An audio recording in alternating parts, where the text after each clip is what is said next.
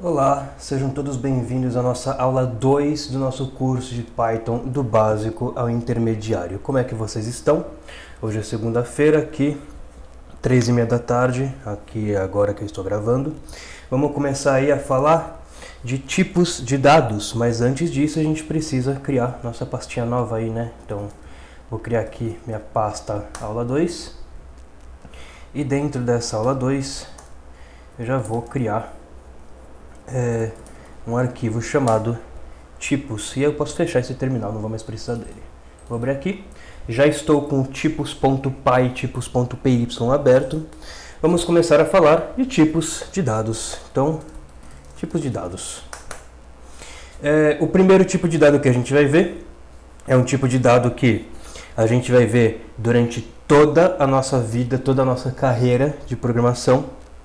Um dos tipos mais comuns, se não o mais comum, que é o tipo string, né?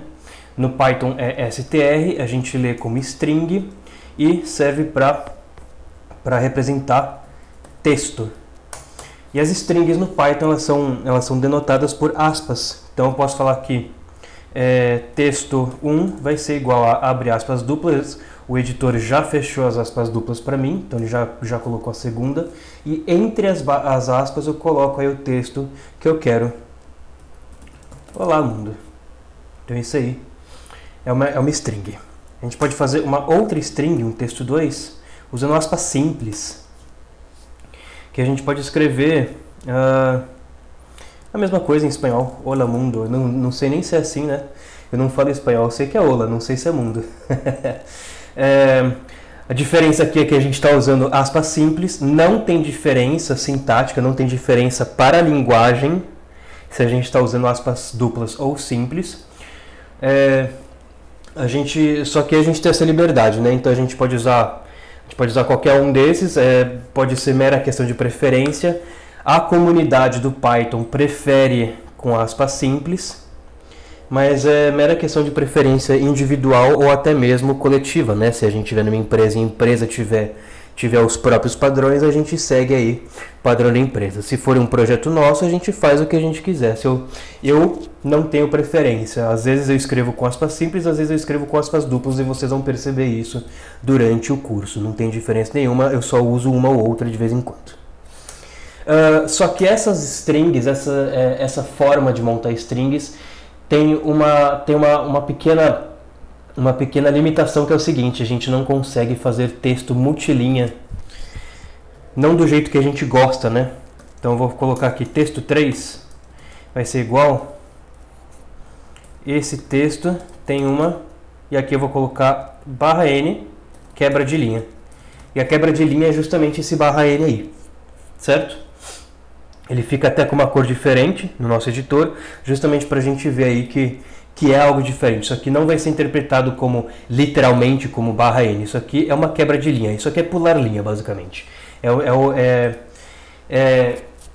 equivalente a gente apertar Enter aí no bloco de notas, no Word ou alguma coisa. Certo? Legal. E a gente consegue fazer a mesma coisa com aspas simples, né? Então, texto 4. Esse texto quebra linhas.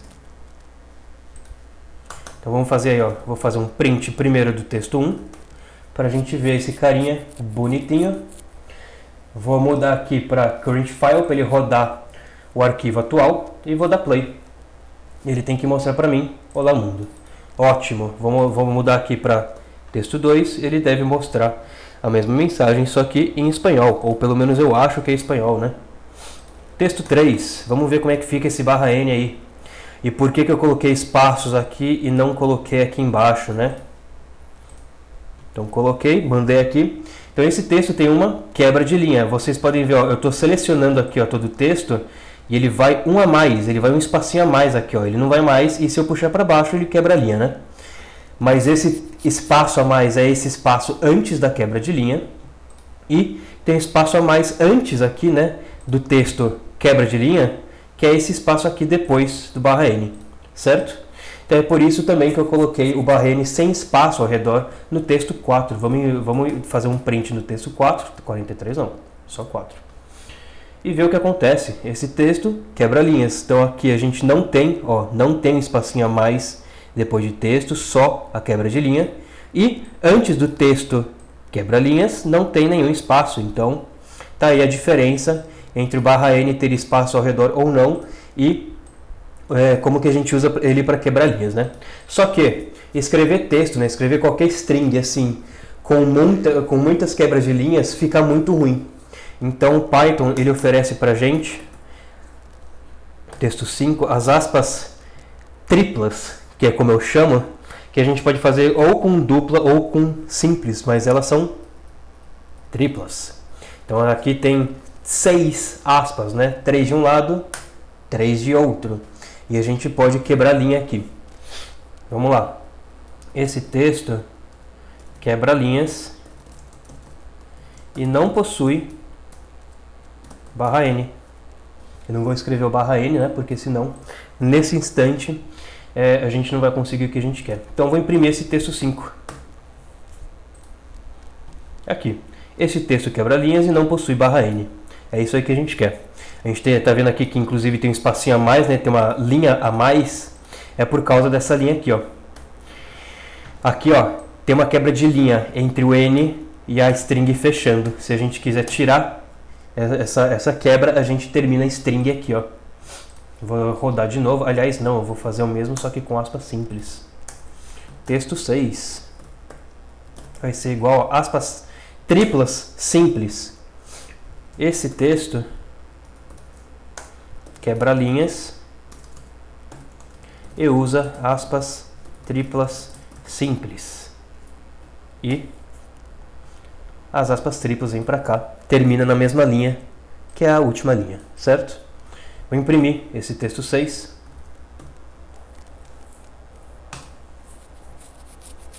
Esse texto quebra linhas e usa aspas triplas simples. E aí tem um último espaço aqui, que é do próprio print. O print ele já coloca uma quebra de linha no final, e por isso que a gente vê esse espacinho. Vou imprimir de novo aqui o texto 5 para vocês verem aí que fica com duas linhas vazias antes dessa última mensagem aqui do próprio Python, né?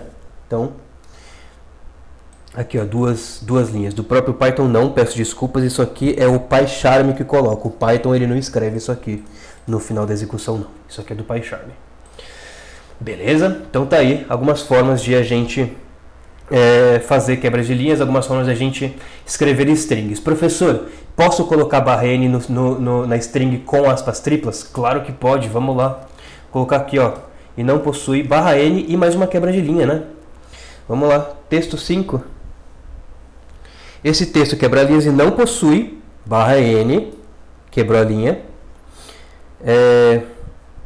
Então ele quebrou a linha para cá e aí quebrou mais uma vez do próprio texto, né, da própria string, e veio aqui para baixo. /n, surgiu aqui, ó.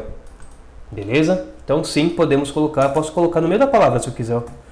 Quebrei a palavra possui com uma quebra de linha entre ela, ó. Quebra linhas e não possui /n. É isso aí. Então a gente pode colocar assim, a gente pode misturar os dois, mas não é comum misturar os dois. Beleza? Legal. Vou comentar esse print texto 5 aqui, que a gente vai continuar nesse arquivo. A gente já viu aqui então string. O que mais a gente precisa saber sobre string nesse momento? String é o nosso tipo coringa, entre aspas, tá? Por que coringa? Porque sempre que a gente não souber o tipo de dado que a gente está recebendo, num primeiro instante, a gente pode supor que é string. Como, por exemplo, quando a gente faz um input. Então, vou fazer aqui, ó, direto um print com input. Eu vou fazer assim. Qual é a sua idade?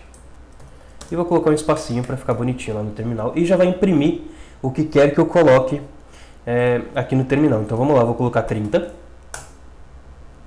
Coloquei 30, ele me imprimiu 30. Então, isso aqui, num primeiro instante, parece ser um inteiro, né? Mas isso aqui é uma string. Como é que a gente sabe? Muito simples, eu não vou mudar nada, vou mudar só esse string aqui. Qual é o seu nome? E vou rodar de novo. Vou colocar aqui Fabrício e ele imprime aí Fabrício. E cara, Fabrício não é número, só pode ser string, né? Legal. Como é que a gente faz para descobrir qual que é o tipo desse cara? Eu vou tirar esse print e vou colocar valor string. Aliás, vamos fazer do jeito pythonico, né? Que é com underscore, com underline. O que é isso aqui? Tá. O editor de texto ele dá até essa sugestão, inclusive, né? Ele fala que... Como é que ele fala? Renomear usos de valor string com S maiúsculo para valor... ok, porque a gente já tinha definido. Então vamos só fazer esse rename aí só para ele sair daí. Não vai fazer diferença agora, mas ele já fala, né? Renomeie para underline string, porque esse é o padrão do Python. Coloquei na variável e vou fazer o seguinte, em vez de eu fazer valor string, que é o que vai segurar, né, o valor que eu coloquei, então eu vou colocar aqui a Fabrício e depois print valor string, ele me dá isso aí. Eu vou fazer print type desse cara. Type valor string. Então a gente está imprimindo o tipo desta variável, o tipo do valor que esta variável segura. Vou dar play aqui. Fabrício. Class string, class str. Então isso aqui a gente sabe que é uma string. Vou mudar de novo aqui qual é a sua idade. Vou rodar. Colocar 30. E não é um inteiro, é um string ainda é texto. O que significa que a gente não pode fazer operações de números inteiros com esse cara. Beleza? Legal. Vamos seguir em frente. Vou comentar esse cara porque eu não quero input rodando. Vamos falar agora sobre... A gente falou sobre string, vamos falar sobre inteiros. Vou fazer uma divisória aqui. Inteiros. Números inteiros. Legal. Vamos lá.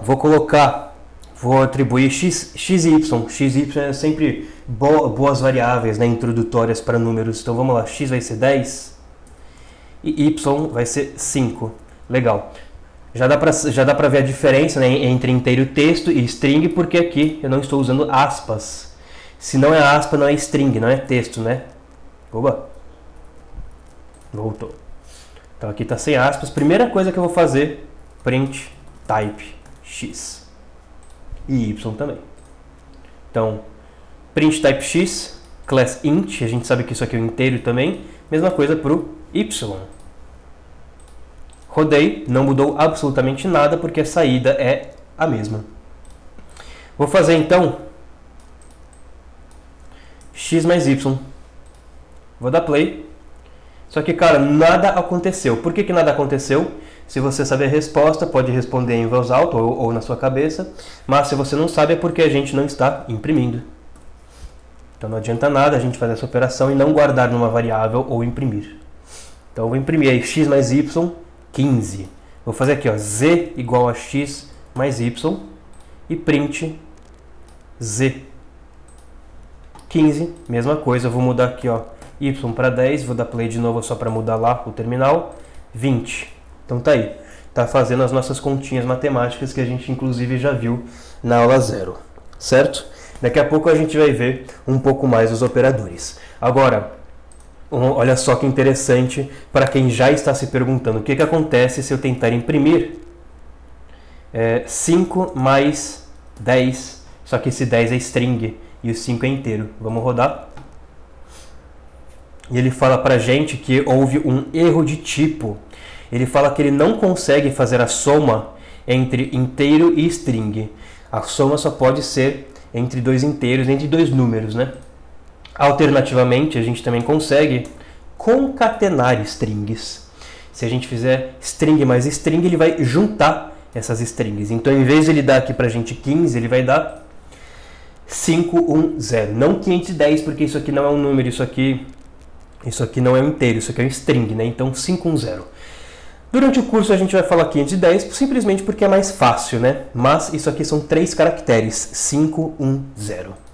Certo? Legal. Como é que eu faço para converter de string para inteiro?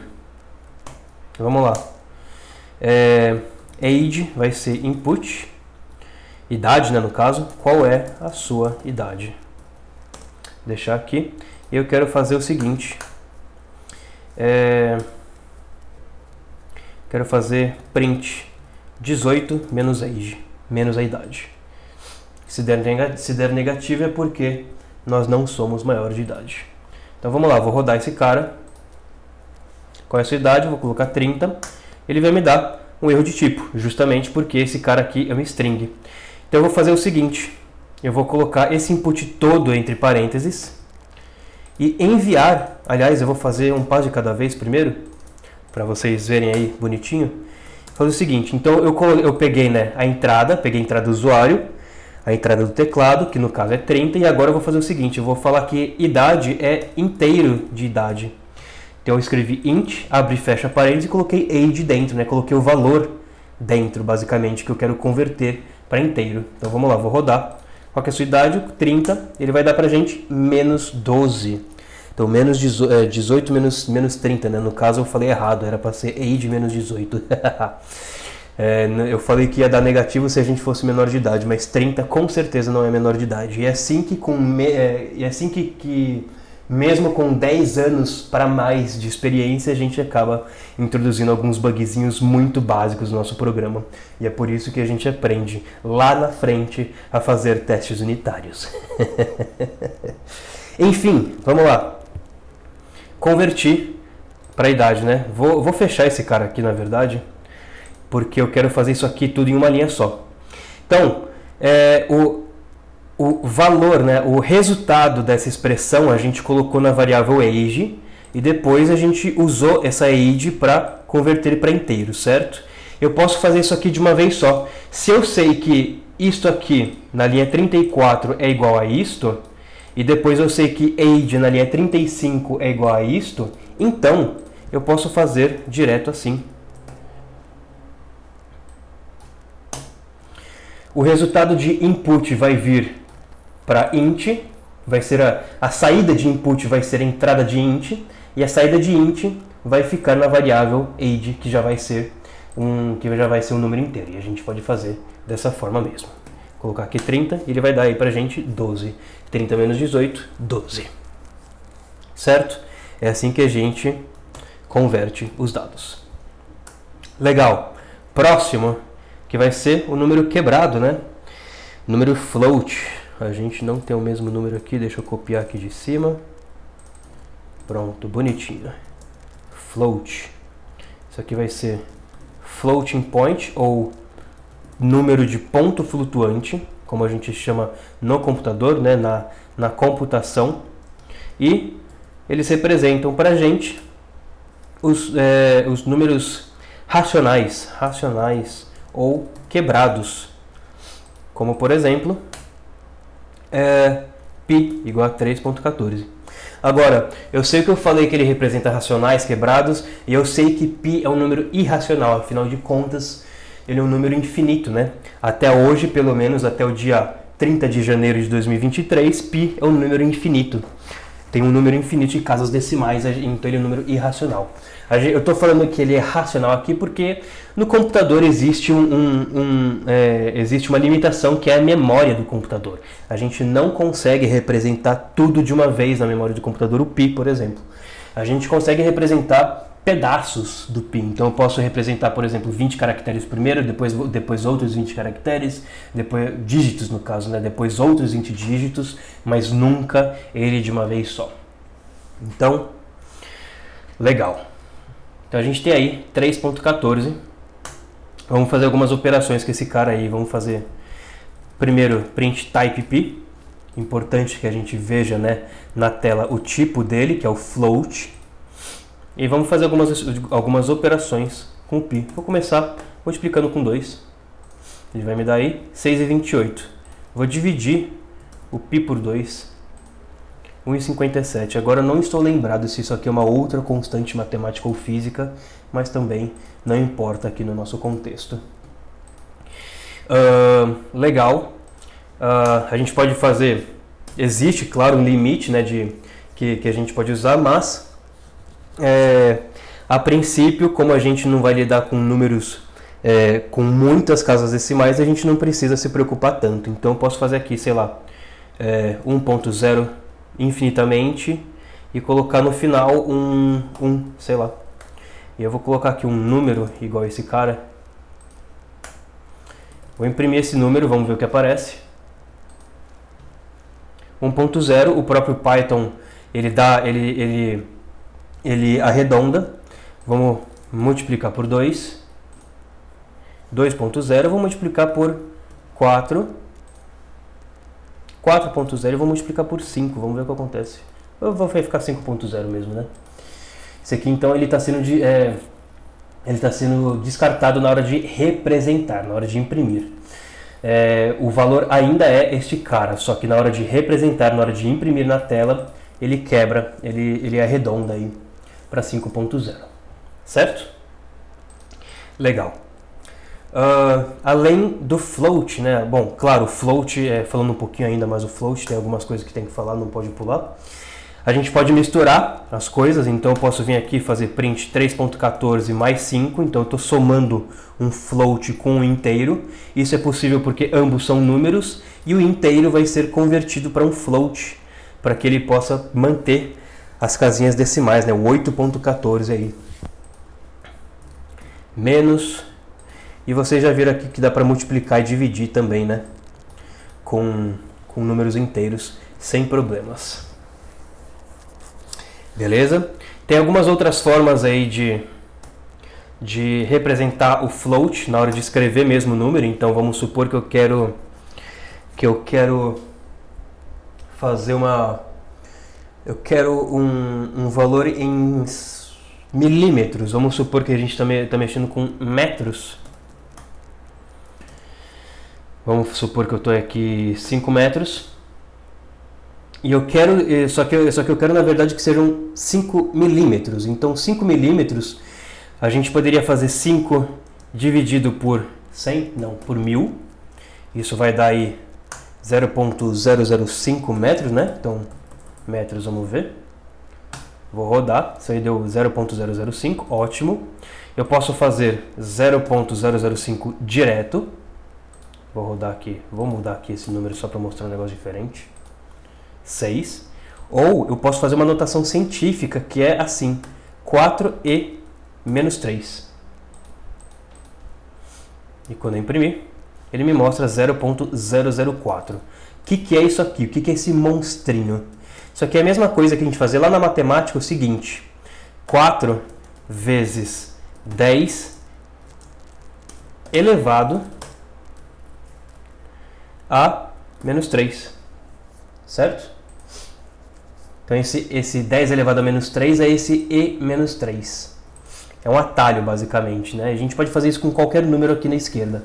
4e menos 3 significa 4 vezes 10 elevado a menos 3. A gente pode fazer, esse aqui eu vou renomear para milímetros. Já vou usar esse negocinho aqui que renomeia tudo para mim. E quero usar também quilômetros, que vai ser 5 e 3. Certo? Então, print milímetros, print quilômetros.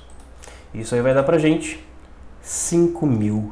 E pode perceber que ele vai colocar um ponto zero, porque isso aqui é uma notação de float. Isso aqui não é uma notação de inteiro, isso aqui é uma notação de float. Professor, isso significa que eu posso misturar ponto com esse ezinho aí? Podemos sim. 5.25 e menos E3 vai dar pra gente 5.250.0. Mesma coisa se a gente fizer menos 3 aqui. 0.00525, certo? Legal, vou deixar positivo aqui para ele subir, né? Para ele fazer quilômetros, 5.000 em vez de fazer 0.005. E vou imprimir de novo, só para deixar bonitinho aqui. Legal. Para imprimir, para converter de float para inteiro, vocês já sabem. Fica aí de exercício para quem está assistindo a aula. Beleza? Legal. Vamos falar sobre o booleano agora. Deixa eu copiar ali. O booleano. Booleano, ele é 0, 1, verdadeiro ou falso. E ele é representado justamente por essas duas palavras. Então, posso falar assim, em inglês, underage significa menor de idade, né? Então eu posso falar que underage é true, de verdadeiro. Verdadeiro. Print. Type. Underage. O tipo é booleano, deixa eu comentar esses carinhas aqui. O tipo é booleano e o valor em si é verdadeiro, é true. Certo? Percebe que eu não estou usando aspas aqui, então mesmo sendo escrita, né, mesmo sendo uma palavra, não tem problema escrever sem aspas, porque é um valor, é uma constante, é um booleano. Eu não posso escrever com T minúsculo, isso aqui é um erro, e o PyCharm não vai reconhecer, nem o PyCharm nem o Python, né? Ele vai falar assim, ó, referência não resolvida true, ele está tentando encontrar uma função ou uma variável cujo nome é true, e se eu rodar, o Python vai dar um erro de nome, né? Um erro de variável. O nome true não está definido. Você quis dizer true com T maiúsculo? Então é isso, né? Ele dá aí pra gente o true. E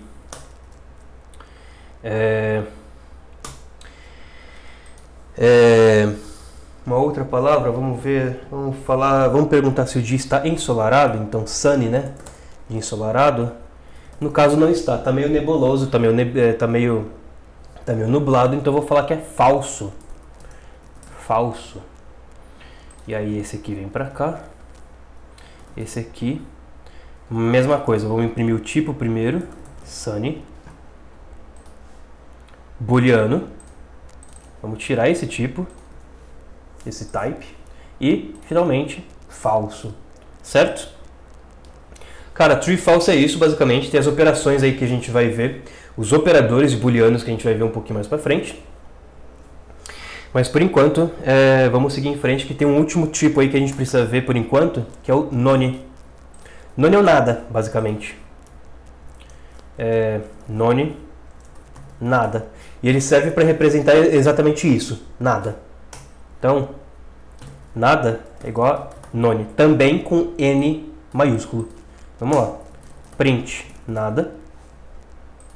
Ele vai dar o none pra gente, né? Deixa eu comentar esses carinhas aqui em cima. E se a gente imprimir o tipo desse cara,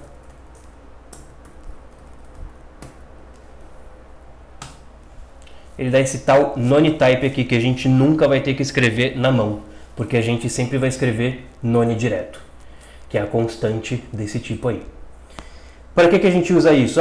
Quando realmente a gente tem uma variável, só que a gente não tem um valor para essa variável. Então a gente dá essa constante para ela, que é a none, que significa nada. Onde que eu posso usar isso? Cara, vamos ver mais para frente. Por enquanto vocês só precisam saber que ele existe. Legal, falamos dos tipos. Vamos falar um pouco dos operadores, tá bom? Vamos falar dos operadores aritméticos. Então eu vou fechar esse arquivo aqui e vou fazer um novo Python aqui. OPS.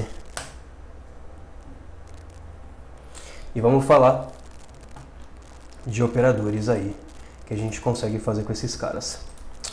Os primeiros serão os operadores aritméticos. Os bons e velhos operadores que a gente já conhece lá da matemática, certo? Então eu vou ter aqui um valor x, que vai ser 5.5, eu vou ter um y, que vai ser um 7, vou ter um z, que vai ser um menos 4. A gente vai fazer adição, que vocês já conhecem, print x mais y, print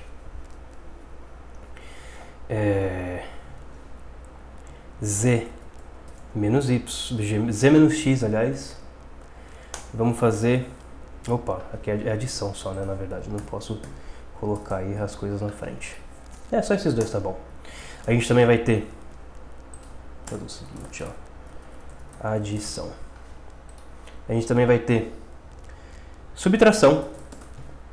Então, print subtração. Aqui é um bom caso de uso para a gente usar esse cara aqui. Eu vou explicar para vocês porque logo logo. Vou fazer as mesmas coisas. Vou fazer aqui então o que eu queria fazer, que é o z menos x. E vou fazer print y menos e. A gente vai ter a multiplicação, print. Já vou colocar aqui, multiplicação, print, x, vou colocar um outro valor aqui, ó, t igual a x vezes, não precisa disso aqui agora, esse aqui vai vir depois, print x vezes y mesmo, a gente tem a divisão também, print divisão,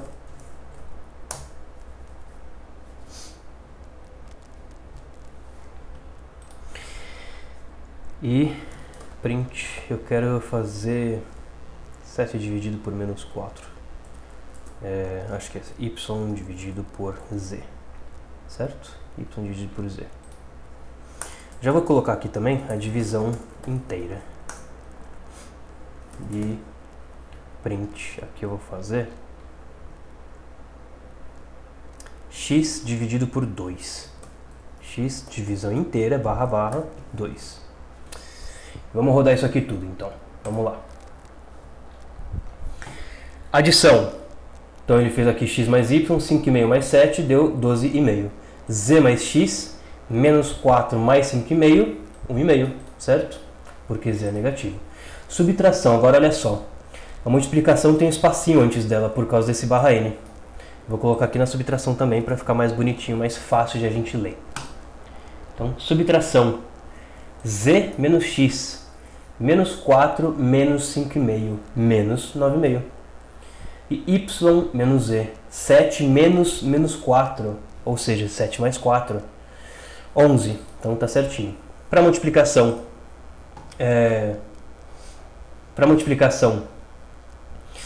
a gente tem x vezes y, 5,5 vezes 7, que dá 38,5. Eu não vou fazer de cabeça, eu vou simplesmente confiar no Python. E para divisão a gente tem aí y dividido por z, isso é 7 dividido por menos 4, que é 3,5, 1 em alguma coisa, menos 1,75. E a divisão inteira de 5,5, né, x, dividido por 2, que dá 2,0. Lembrando que se a conta é entre um float, o x, e o inteiro vai ser convertido para float, por isso que aqui fica 2,0. Beleza? Só para a gente ter uma ideia, vamos fazer uma divisão comum aqui, ó, dá 2,75. Mas a divisão inteira, ela lima essa parte quebradinha do número. Beleza? Legal. A gente vai ver agora também os operadores de atribuição.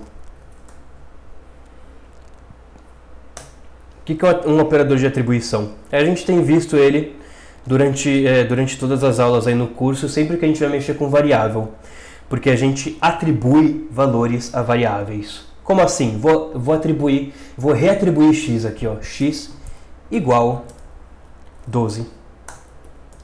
Este cara é um operador de atribuição. Eu estou atribuindo o valor 12 à variável x. Então, atribui valor 12 à variável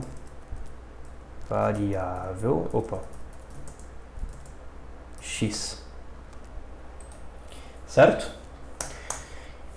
Isso é tudo que a gente precisa saber sobre esse operador. E o Python ele facilita algumas coisas para a gente, que é o seguinte, ele deixa a gente misturar operadores aritméticos e operadores de atribuição. Como assim? Vamos lá. Print x, ok.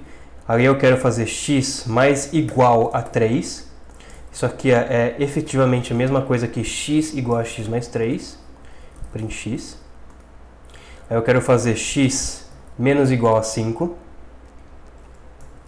efetivamente a mesma coisa que x igual a x menos 5, print x.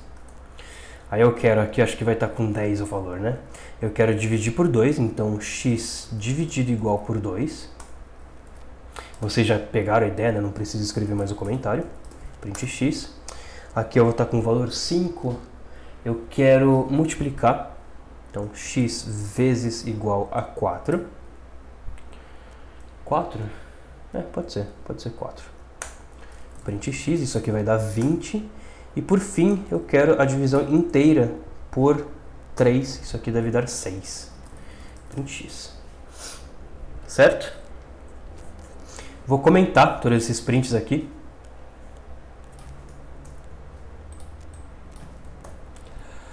Não precisamos mais deles.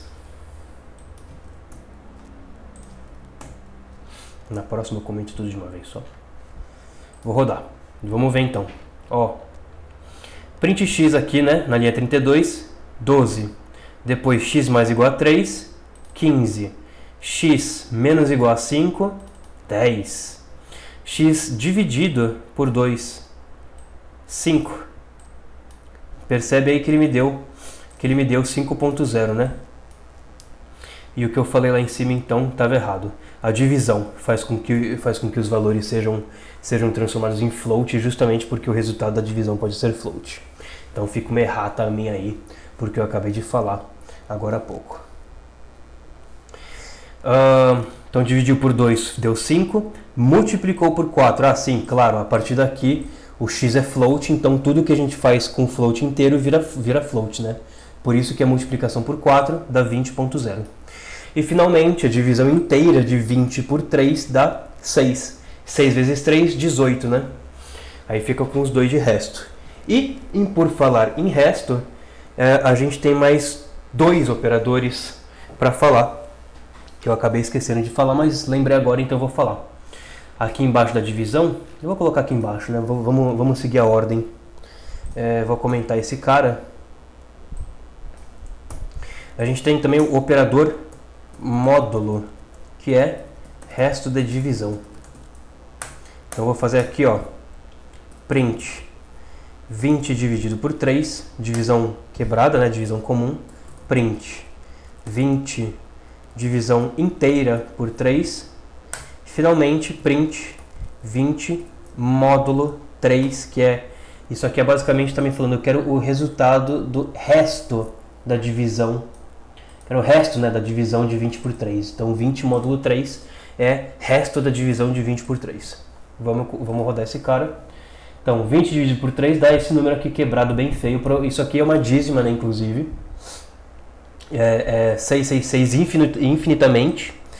Ele colocou um 7 aqui, por quê? Primeiro, por causa daquilo que eu falei, que não tem memória infinita. Segundo, porque de ponto 5 para cima, ele arredonda para cima. Então, o 6 que seria aqui para continuar com 6666, arredondou para 7. 20 divisão inteira por 3 dá 6. 20 módulo 3 dá 2. Por quê? Porque 6 vezes 3 dá 18. E aí 18 mais 2 dá o número que a gente tá vendo aqui, né? Mais 2 é o nosso número inicial de 20. Certo? Então esse é o módulo, esse é o resto da divisão. E a gente tem também potência. X elevado a y, por exemplo, né? X elevado a y. Então a gente pode fazer aqui print 2 elevado a 2, com os dois asteriscos. 4, 2 elevado a 3, 2 vezes 2 vezes 2, 8 elevado a 4, vezes 2 de novo, 16, e assim por diante, né? Legal, bonito. E a gente consegue fazer as mesmas coisas com esses caras para atribuição. Então eu vou vir aqui, vou fazer x igual a 20. Eu quero que x seja módulo igual 3. Isso aqui vai dar 6. print x. Vamos comentar isso aqui tudo. E também eu quero y igual a 2, eu quero y elevado igual a 6. Print y.